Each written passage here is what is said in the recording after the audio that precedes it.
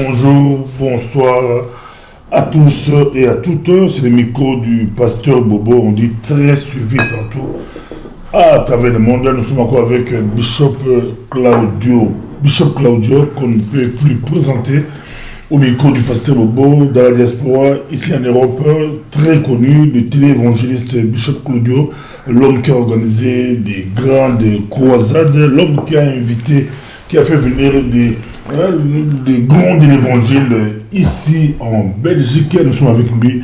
On s'est avec lui. Bonjour, Bishop Claudio. Soyez bénis, pasteur Bobo, content d'être avec vous pour cette nouvelle émission. Donc que Dieu bénisse chaque personne qui va regarder cette émission dans le monde entier. Avant de commencer, vous dites toujours que depuis que vous avez arrêté, il n'y a plus rien en Belgique. Bah écoutez, c'est pas moi qui le dis, c'est une constatation. Donc plusieurs me demandent de recommencer des grands événements. D'ailleurs, je profite pour dire que je ferai un grand congrès, pas en Belgique cette fois-ci, mais en France l'année prochaine, en 2020, à la Pentecôte, qui va rassembler énormément de gens. Et puis après, à Bruxelles, certainement 2021-22, on fera un très très grand rassemblement. En tout cas... Là, on va y révéler. Mais nous sommes avec vous. C'était les élections européennes. Amen. On a vu Bishop Claudio aux élections. Mais les gens ne comprennent pas comment les dieux qui montrent au Bishop Claudio des choses, ces dieux-là, a permis que vous puissiez ne pas réussir. Vous avez échoué. Mais je n'ai pas échoué du tout. Qu'est-ce que vous... Mais, pasteur Bobo, vraiment, vous dites des choses. J'ai eu presque 8000 voix. J'aimerais quand même vous rappeler que pour être député au niveau fédéral et au niveau bruxellois, il faut 5000 voix. Donc j'ai eu 8000 voix, exactement 7704 voix qui étaient inespérées. Donc je remercie tous les gens qui ont voté pour moi, alors que je n'ai fait campagne que 3 semaines, même pas de campagne. J'ai juste eu une vidéo, je pensais jamais me lancer dans ce... 3 semaines de campagne, 8000 voix. 3 semaines, une vidéo, j'ai même pas fait campagne. Une vidéo avec vous, une sur Facebook, et presque 8000 voix. Simplement, étant donné qu'on m'a mis à l'Europe, et que le parti n'a pas fait 5%, je n'ai pas été député européen. Mais à cause de autant de voix que j'ai reçues, on m'a fait plusieurs propositions, parce qu'on sait qu'avec 5000 voix, je peux être député, et on me fait des propositions. Je suis en train de les étudier, je ne vous le dirai pas maintenant.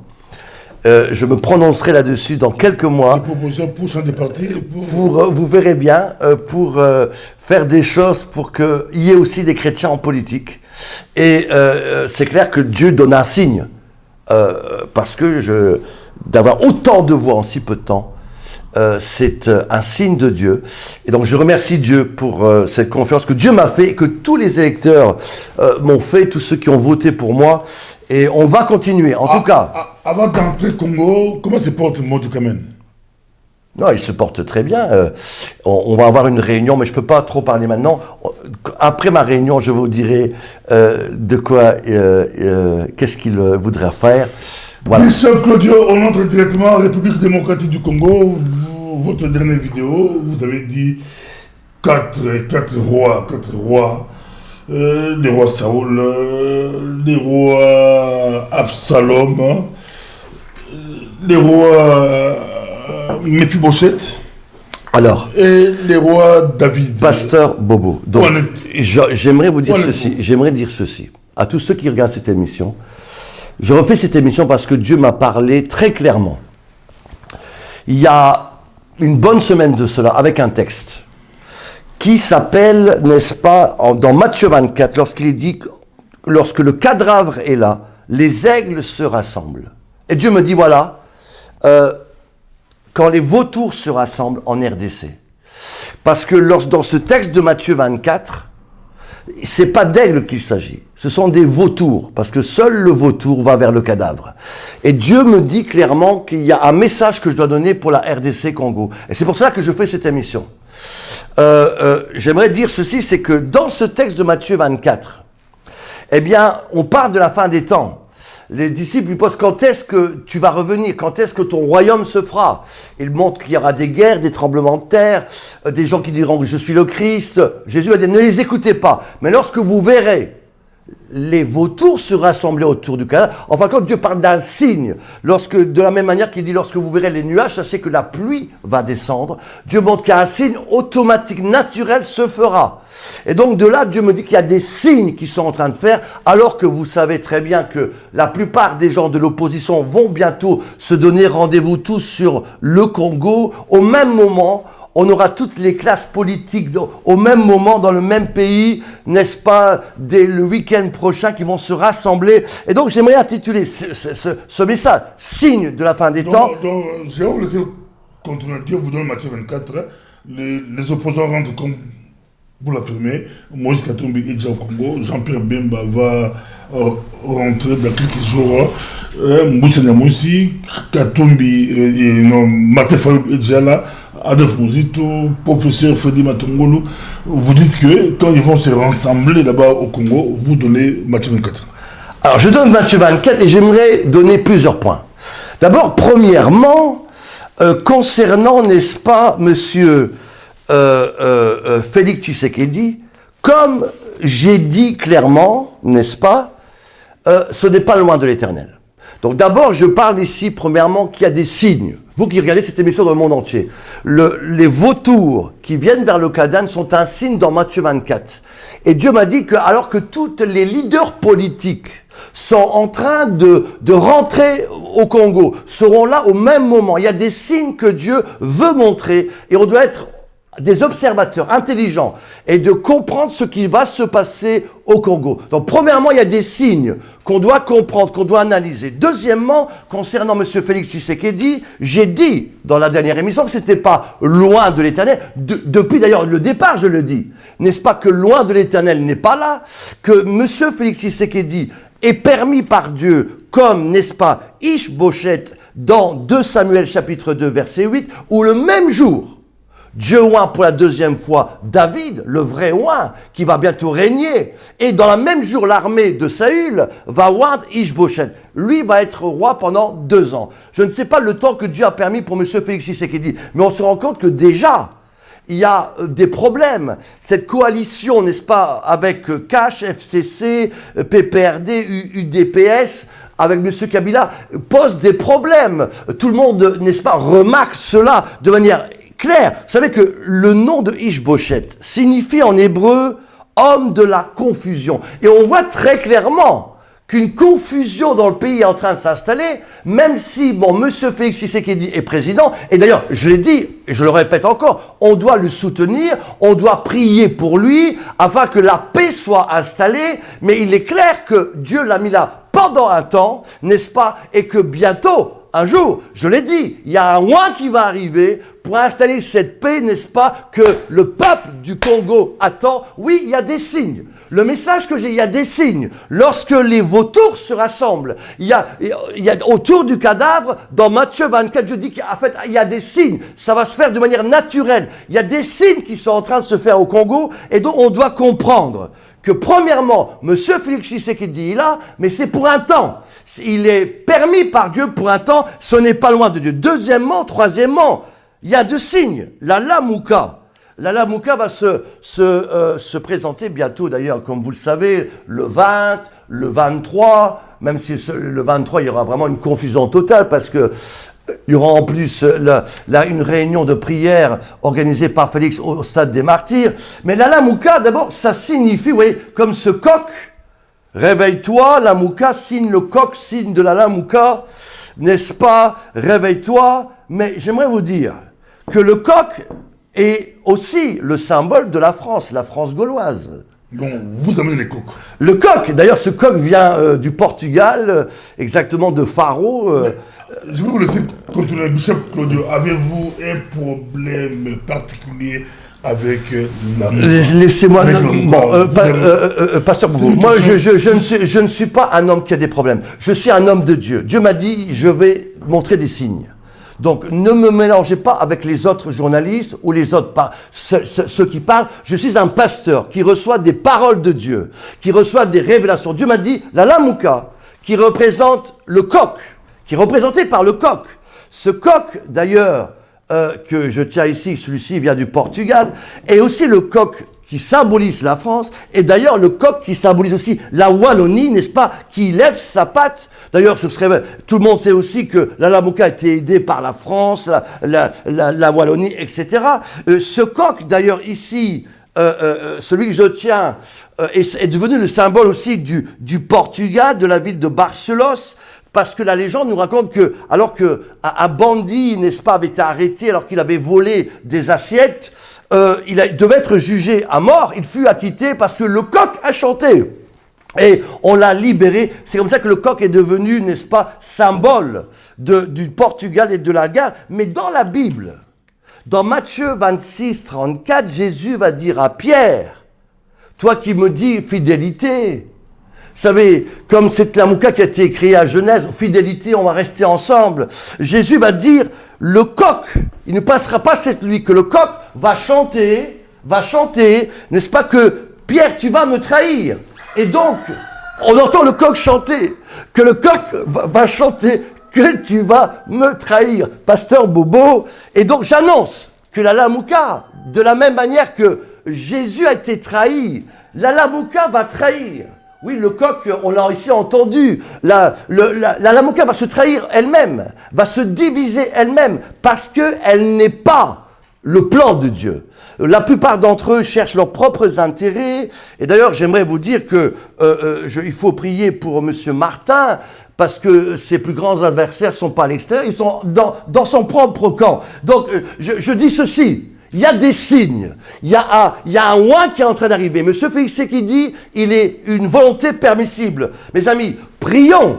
Parce que ce que vous allez voir dans les temps qui viennent, c'est une confusion qui va s'agrandir dans le pays. C'est une division qui va arriver un peu. C'est une séparation. Et j'ai très peur que si nous veillons pas, si nous prions pas, vous qui regardez cette émission dans le monde entier, il y a des signes que Dieu veut montrer alors que tout le monde se rassemble, n'est-ce pas, en RDC. Veillons, prions, soyons, n'est-ce pas, des hommes et des femmes qui ont la sagesse. Vous savez, j'aimerais vous dire que quatrièmement, des vautours, parce que là on parle de vautours.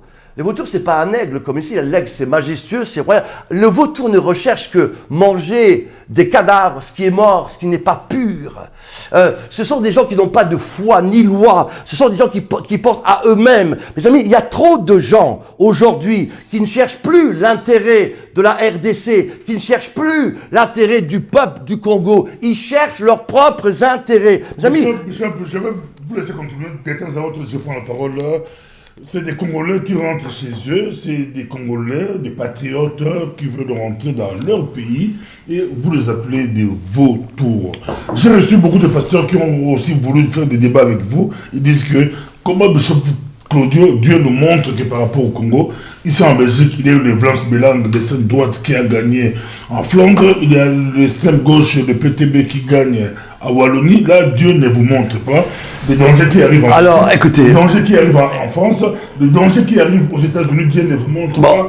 Dieu vous montre. Pasteur Bobo, Pasteur Bobo, lorsque Dieu me parle sur un pays, je parle. Je l'ai parlé dans différents pays, et ce que j'ai déclaré sur les États-Unis, que Donald Trump, un président, est arrivé. Quand j'ai déclaré quelque chose sur la Centrafrique, que vous le vouliez ou pas, ça est arrivé comme j'ai dit. Quand j'ai déclaré des choses sur le Gabon, ça est arrivé. Je déclare des choses sur le Congo. Monsieur Félix Tshisekedi est permis par Dieu pour un temps. Mais il y a quelqu'un qui va arriver. Okay, pour l'instant, on doit prier pour Monsieur Félix Tshisekedi. Je n'appelle personne des vautours. Je parle que dans ce texte, ce sont des signes. Et je dis qu'il y a des signes. Ne dites pas ce que je n'ai pas dit, Pasteur Bobo. Il y a des signes. Il y a des signes qui sont en train de se passer. On doit être vigilant. Et j'aimerais vous dire ceci. Que attention à ne pas créer des divisions dans le pays. Attention à ne pas créer, n'est-ce pas, des querelles, des manifestations. J'ai peur que, n'est-ce pas, on profite de la faiblesse de M. Félix pour essayer de l'attaquer, pour essayer de le diminuer, pour créer des manifestations nationales et internationales. Et on parle aujourd'hui même d'une sécession au Katanga. Je rappelle quand même que l'histoire se répète telle qu'après l'assassinat de M. Lumumba en janvier 1961, c'était le tour du secrétaire général de l'ONU qui trouva la mort de manière inexplicable le 18 septembre 1961 dans un accident d'avion. En effet, il voulait aider déjà à l'époque les sécessionnistes du Katanga, menés par Moïse Tshombe. Et heureusement, ça a été arrêté. Et on se rend compte que cela, après un an, après l'indépendance du Congo, qu'aujourd'hui encore, les mêmes faits semblent vouloir se répéter. D'ailleurs, je conseille un livre qui s'appelle « Qui a tué Monsieur H ?» qui vient de sortir, qui relate d'ailleurs cette histoire. J'aimerais aussi profiter, Pasteur Bobo, que je suis en train de préparer un livre, justement sur l'histoire du Congo. Vous savez, moi je vis en Belgique, je suis pas belge, mais j'aime la Belgique parce que Dieu m'a envoyé en Belgique. De la même manière, je suis pas congolais, mais Dieu me parle du Congo et j'aime le Congo et j'ai plus d'autorité que beaucoup de gens, même qui sont congolais, qui n'aiment pas le Congo. Alors laissez-moi terminer. J'aimerais vous dire ceci.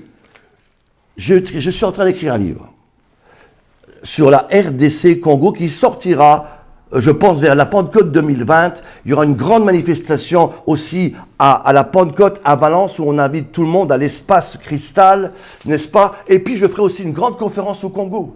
Oui, il faut comprendre les signes. Il y a des signes qui sont en train de se passer. Et on doit être très prudent. Lorsque nous parlons de Dieu, les gens diront oui, moi c'est moi qui est loin. Non, non. Mes amis, on doit prier pour le Congo. Et vous savez, dans Abraham, cette histoire de Genèse chapitre 15, lorsque un sacrifice est demandé par Dieu, Abraham prépare le sacrifice. Et la Bible déclare que des vautours sont venus pour attaquer le sacrifice au verset 11. N'est-ce pas? Des vautours sont venus attaquer le sacrifice. Là, vous touchez Genèse 15. Genèse 15. Et qu'est-ce qu'a fait Abraham? Abraham, la Bible déclare au verset 11 qu'il chassa les vautours. Et j'aimerais vous dire, on doit prier que tous ceux qui ne veulent pas le bien du Congo quittent. Ne prennent pas part au futur du Congo. Vous savez, le Congo en a assez. Des gens qui viennent pour leurs propres intérêts, mais qui ne cherchent pas les intérêts du peuple. Oui, il y a des signes. Ce texte que je parle de signes, rien d'autre. Je dis qu'il y a des signes. Et on doit discerner les temps, on doit discerner la saison. Mes amis, on doit prier pour que des gens sincères viennent. Des gens qui aiment ce pays, des gens, n'est-ce pas, qui veulent le bien de ce pays, des gens qui veulent que le peuple, les Congolais, réussissent.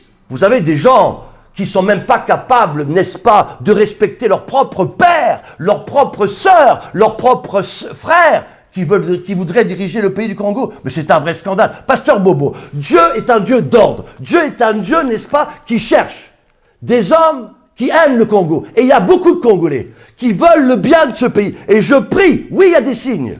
Cinquièmement, il y a encore un combat. On ne comprend pas que le combat, il est spirituel. Il est spirituel. Je parlais de ce serpent crocodile. Il y a eu des choses qui ont été faites sous Mobutu. Il y a eu des choses, des sacrifices vivants. Il n'y a rien à faire. On devra un jour aller là-bas, au bord du fleuve, pour stopper cette malédiction qui fait que le peuple congo ne peut pas grandir, rester uni, prospérer. Oui, on doit prier, on doit jeûner, on doit, n'est-ce pas, se tenir debout sur la brèche du Congo. Oui, peuple Congo, Dieu vous aime.